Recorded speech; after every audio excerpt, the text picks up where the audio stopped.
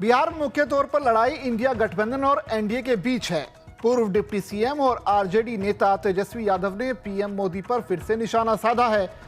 तेजस्वी यादव ने बेरोजगारी के मुद्दे पर बीजेपी पर कड़ा वार किया है।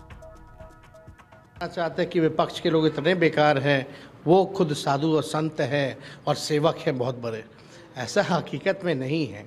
आप देखिएगा, कुछ दिन पहले जिनको 2 दिन पहले नरेंद्र मोदी जी गाली देते थे, भ्रष्टाचारी है, 70,000 करोड़ का घोटाला किया, उसको डिप्टी सीएम बना दिया जाता है। 2 दिन बाद जो है ईडी सीबीआई जो है वो भेज दिया जाता है, छापे मारे जाते हैं, फिर उस नेताओं को भाजपा में ले लिया जाता है और भाजपा में आने के बाद जो है क्लीन चिट मिल जाता है एजेंसियों द्वारा। तो ये सिर्फ और सिर्फ स्क्रिप्टेड बात करते हैं।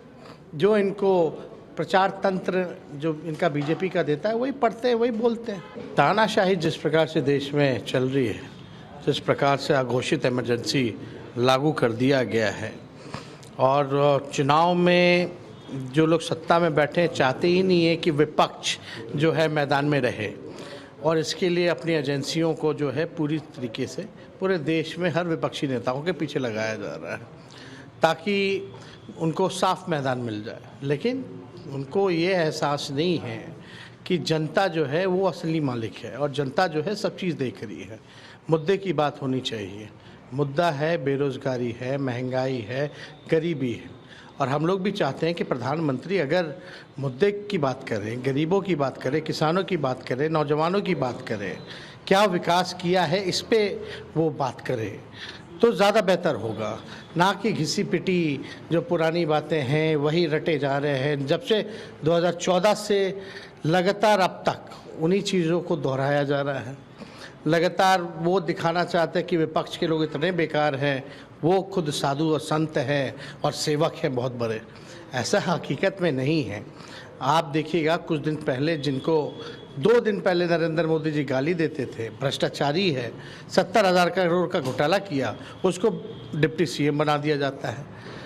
2 दिन बाद जो है ईडी सीबीआई जो है वो भेज दिया जाता है, छापे मारे जाते हैं, फिर उस नेताओं को भाजपा में ले लिया जाता है और भाजपा में आने के बाद जो है क्लीन चिट मिल जाता है एजेंसियों द्वारा। तो ये सारी चीज़ें हम लोग देख रहे हैं कि हो क्या रहा है इस देश में।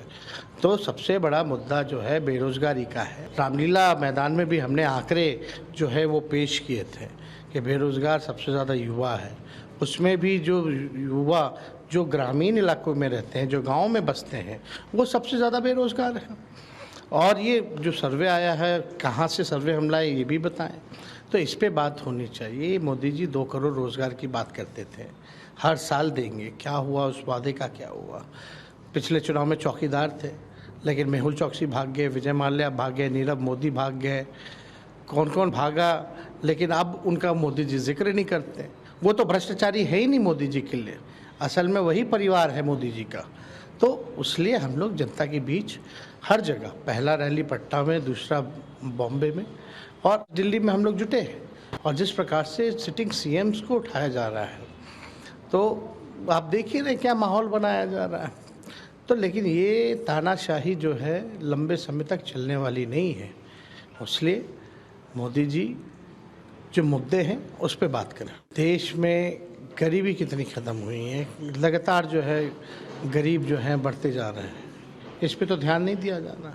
नौकरियां समाप्त की जा रही हैं, सरकारी संपत्तियों को निजी हाथों में दिया जा रहा है। आज चीन का बॉर्डर देख लीजिए, वो सुरक्षित नहीं है। चीन की सेना घुसे जा रही है, लेकिन मोदी इस पे कुछ बात नहीं करते। महिला पहलवान के साथ नाइंसाफ़ी होती है, उन्हीं के पार्टी के लोग करते हैं, उस पर एक शब्द नहीं बोलते। मणिपुर में महिलाओं के साथ कितना अत्याचार हुआ, 2 कौम जो है लड़ रही है, लेकिन उस पर वहाँ जा कर के शांति की अपील नहीं कर सकते। क्या वो उनका ये परिवार नहीं है? तो ये सिर्फ और सिर्फ स्क्रिप्टेड बात करते हैं।